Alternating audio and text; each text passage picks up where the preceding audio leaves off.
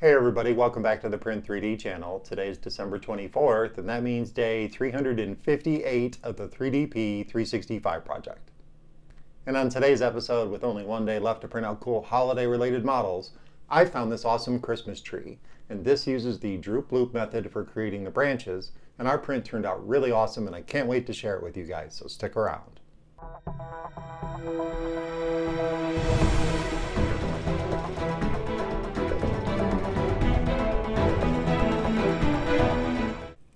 Hey everybody, welcome back, and thank you for joining me here for day 358 of the 3DP 365 project.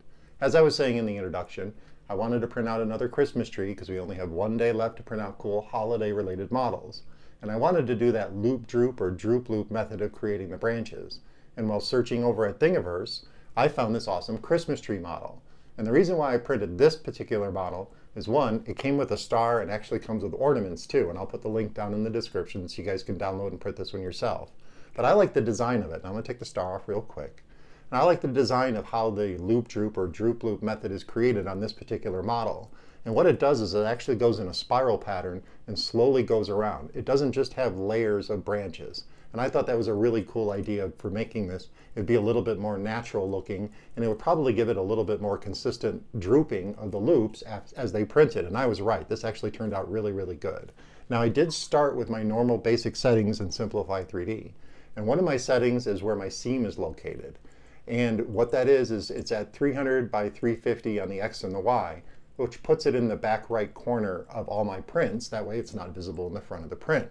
But that doesn't work for this particular kind of model. What was happening was it was air printing away from the model, not connected, and then connect, and then it would pull out one way and then shoot back over and cause loops.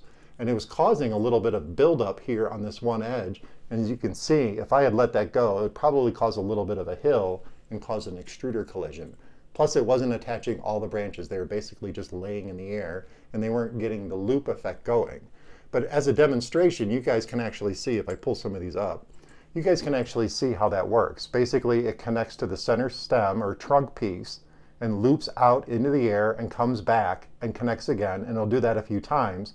And as the filament cools, it droops down. So it's a really cool method. So once I made a couple adjustments in Simplify 3D by using the optimize, or I'm sorry, the random seam setting, where it would just put anywhere it felt like going during the print, and it does leave a lot of blobs on your surfaces, but anywhere it felt like going, it would do that. Now it did have a couple of air prints because I did have to watch this while it printed because of my BL Touch, and that was another issue I was concerned about.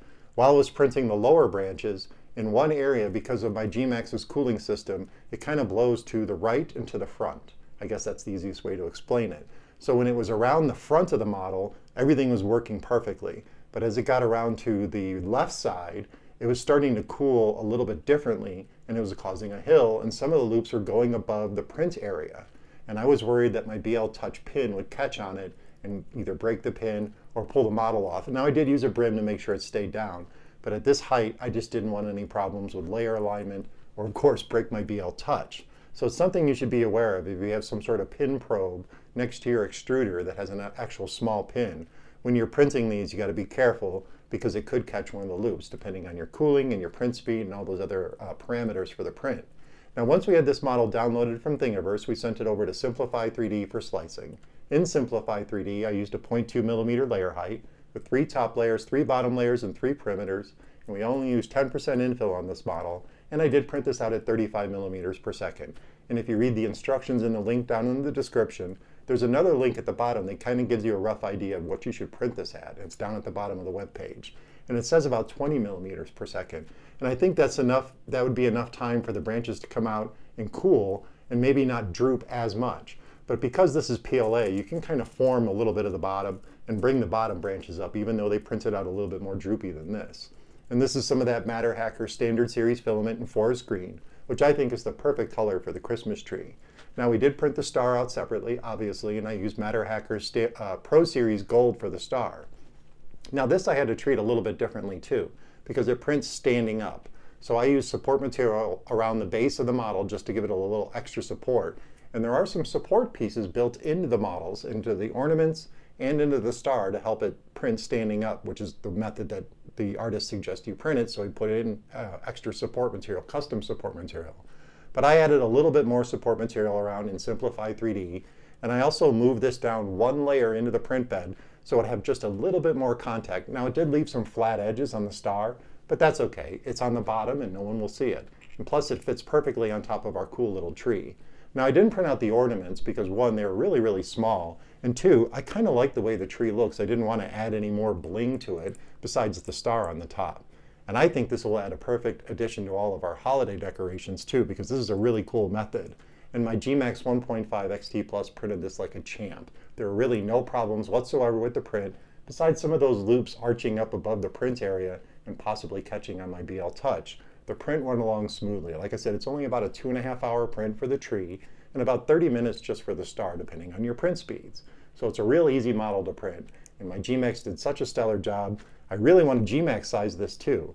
But unfortunately, when I scaled it up, each one of the tree branches would be 3 layers. And I think that would create a huge mess and probably cause some more of that bulging near the stem that could cause an extruder collision.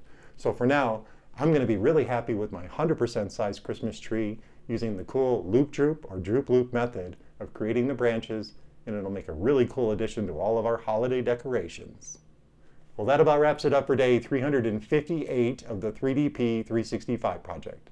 I hope you guys found this episode interesting and informative, and if you're looking for ways to support the channel, check out those affiliate links down in the description. And of course, don't forget to subscribe to the channel, comment, like, and share those videos, and I'll see you guys tomorrow.